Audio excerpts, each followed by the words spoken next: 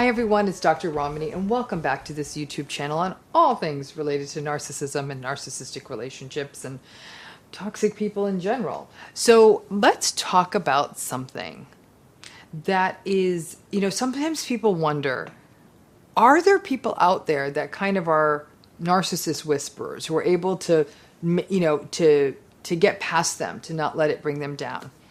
It's an interesting question, and I have another video that I made about, are some people immune to narcissists?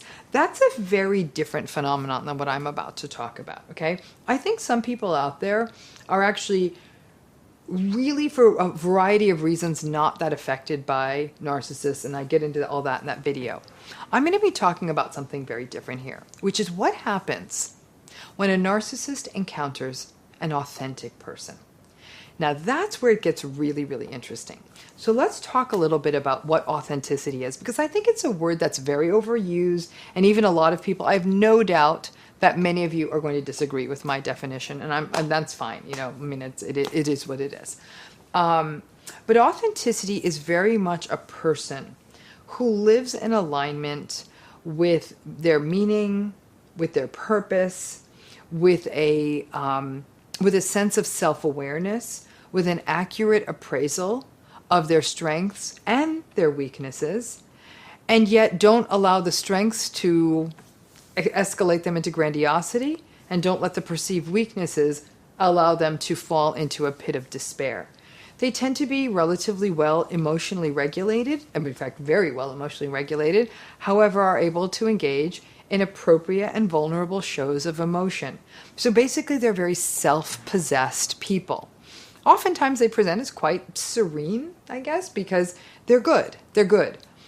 Authentic people are interesting because stuff doesn't tend to get under their skin as much, because they're good. Like, they're not necessarily rich. They're not necessarily at the top of their game. They're just sort of authentic.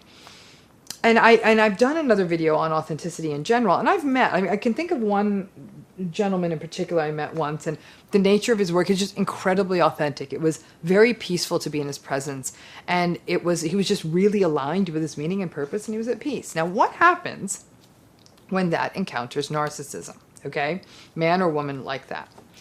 It's very, very interesting. Because at one level, authentic people are pretty unflappable. Things don't really get to them because, as a rule, people who are very authentic don't tend to personalize stuff very much, right? They'll say, that's a fair criticism, or yeah, that's a lot of noise that person's making. But they don't make it like, what did I say? What did I do? Like, there's not as much of that, because they're able to say, they might have even had, and again, one thing I want to make clear is they might have even had very difficult lives. Like, authentic people aren't just people walking around the world never having had trauma or difficulty in their lives. Sometimes they've experienced tremendous difficulty in their lives, and they just keep going. And so they have, they'll even say like, this is probably not a good place for me to be because there's a lot of loud noises. And I know that can be, that can really actually, I don't experience that well. So I think I'm just going to actually absent myself from the situation. And they don't care too much what other people would think. They let that vulnerability be expressed, and they don't worry about how it'll be judged. So again, that's what I mean by that very self-possessed sense. So when they encounter a narcissist, it gets really, really interesting, because not only does it not get under their skin, they kind of don't fall for it, right? So there's a wisdom there. And so what I've seen authentic people in the face of narcissistic people get very frustrated in the presence of authentic people because their usual tricks don't work as well. So the authentic person might say, oh, wow, that's a very nice car you have. Then they'll just kind of go back to, like, they won't let someone be interrupted. Like, so let's say they're having a conversation, and they're having a conversation with person A, and person C is narcissistic, and person C tries to interrupt and make it about their car. The authentic person won't say, shut up! They won't get rude.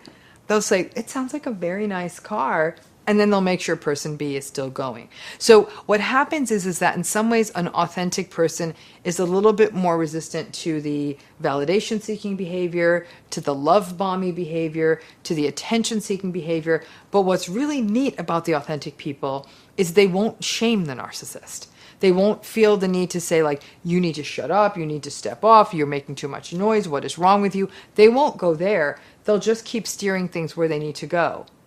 But where people who are authentic will ultimately often hit a home run is that they'll know when to step away. And they won't be rude about it.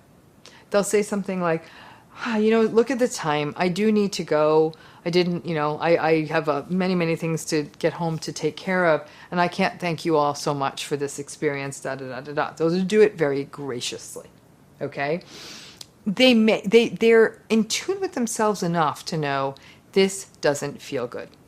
Now, where this gets tricky and why authentic people are kind of like the rock stars amongst us is sometimes we don't want to do that. We don't want to be the one to step away because we don't want to be the one who's sort of seen as like the party pooper, the person who's leaving too early or something like that. And we don't want to have to explain ourselves. And an authentic person will still be able to say, I wasn't feeling comfortable this evening, so I think it's just better I go. I don't want to harm what's going on here. I don't want to interfere with the evening, but I thank you so much. I'm having a wonderful time. They speak truth, okay? And as I said, speaking truth, being transparent with truth, is often sort of what makes you the narcissist slayer. Because once you do that, you've really, you've taken away their game. You really have. And authenticity, though, requires us to do a lot of work, right? We've got to care a lot less about what other people think and what other people say. We've got to be good with us, and that's what authentic people have.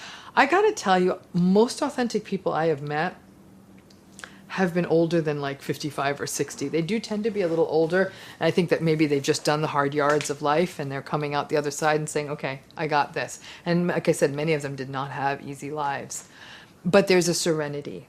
And they don't suffer fools, but they don't do it in a nasty, cruel way. Authentic people aren't always super gossipy. Like that, a little bit, but nothing like they really are sort of, it's not my fight, it's not my problem. But they won't actively enable. So the authentic person will probably leave the situation rather than continuing to listen to a narcissistic person foolishly holding court. It's a very, very, in a humanistic model, to be authentic is sort of to be at the top of the mountain, to have reached that sort of self-actualized point where you're living in congruence with who you are. I can say that there are people out there who are authentic, who actually have had narcissistic relationships. That's been part of their history. So it's not as though they've sort of blithely walked through life like the Dalai Lama, not being affected by anyone. It is that they've integrated those lessons, they've learned those lessons, they've done the work, and they started sort of pushing away these sorts of expectations that other people have. And a lot of times those expectations result in enabling narcissists. So that ability to feel solid enough in yourself, comfortable enough in yourself, to say, this may not be working for me, and then to gracefully step away, is the authentic person's, I guess, weapon, for lack of a better term, in terms of handling the narcissist. When a narcissist is with an authentic person, they'll often have a lot of bad things to say about them. What was wrong with that guy? What was wrong with that girl? I mean, my gosh, is snobby much or standoffish? What was their problem? They're not very social. Be very contemptuous, very dismissive. There's something unsettling when the narcissist encounters an authentic person. Those of you who are truth tellers will understand this better than anyone else, especially if you were a truth teller as a child. At some level, you were able to see right through to the inside of your narcissistic parent, and your narcissistic parent knew that, and they got really uncomfortable with you, which is why truth tellers often become scapegoated. As adults, when you're authentic, that happens again, that the authentic person can see right through to the narcissistic adult in their midst, and that narcissistic adult doesn't like it.